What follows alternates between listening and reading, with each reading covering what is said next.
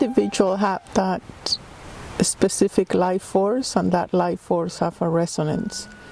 And when we vibrate that, either through our words, or in your case, your power song, how you activate that life force within you that is able to transform, animate, flow, call, or harmonize, inspire anything. The resonance is such a take it for granted. It's so powerful.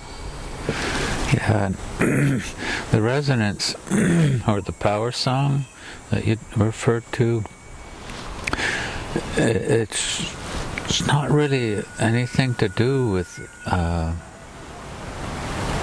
conventional music or notes, or I mean, I don't even...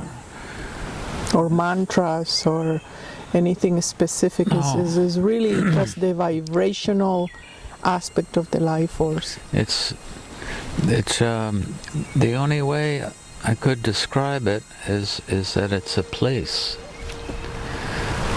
That it's not an outside. It's nothing on the outside. It's a place, and when it does vibrate and resonate outwardly, it's never the same. It can never be repeated. It's always different.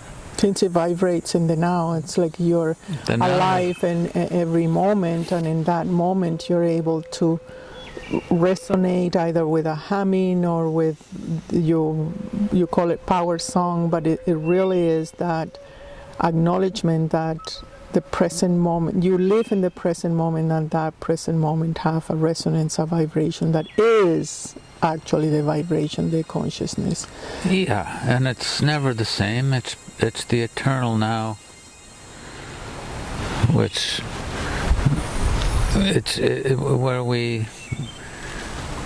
where we recreate ourselves every moment. That's why the spring initiations and the spring calling, or the awakening of that resonance, you know, how when we hear the water is actually the resonance of that remaining and reminding that we are fresh. And as in the winter was everything so quiet, the spring comes with the flow, the water, the resonance, the aliveness, and the part of resonance that also we take for granted is the organizational aspect. As you say, we become fresh every moment, and when we play it, when we tap into it, we're actually reorganizing our inner sacred geometry. All our chakras start to resonate differently, to be announcing that it's a different cycle of humanity. Yeah, that's been studied with water. Yes. When we subject water to different sounds, different movements, it goes into a different form. So, and we are water, or at least mostly water, and we reorganize ourselves with that same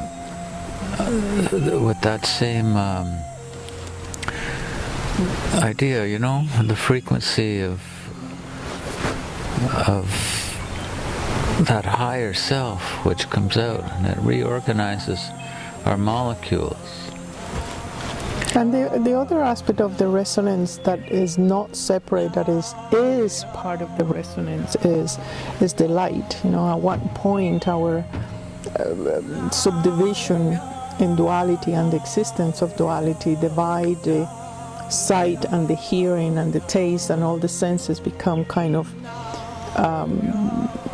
separate. But really, when we talk about resonance, we're talking about the organizational aspect. We talk about the light, that is part of it, with all its different tones and so on and so forth. So the sound and light is the same, is the same life force that takes form in every moment, but especially in seasonal changes, like from winter to spring and from summer to fall. And those are the times where, for example, in Ayurveda, they suggest the purification to happen at this time, because it's a time where you are reorganizing. Yeah, and it happens in our climate here. It happens really fast. Like 3 days ago, we'd be on a glacier here. Yes. 3 days ago, and it happened overnight. One morning, it had shifted, and it usually happens a week or so after the equinox. 2 weeks ago, it looked hopeless. The winter was not going to come, not going to end. It was not going to let go. It was, and then all of a sudden it did. And we need to catch up. That it's like when that freezing thaws, that's when the sap starts to run, and that it re-engages. The stream starts to run, and within us that happens from moment to moment too. We go from a dormant state to an active state.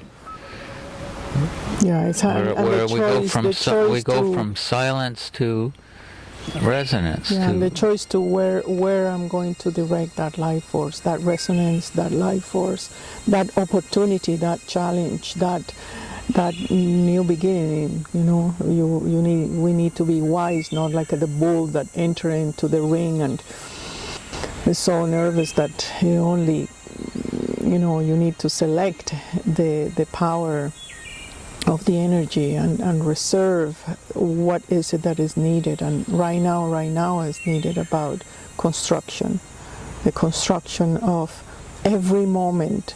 How much percentage are you able to invest in creating something that is constructive, to move from the creative enthusiasm, from craft to artistry, and to see that, I can create from my within, and that is the more valuable, satisfactory moment and movement that you can apply to yourself.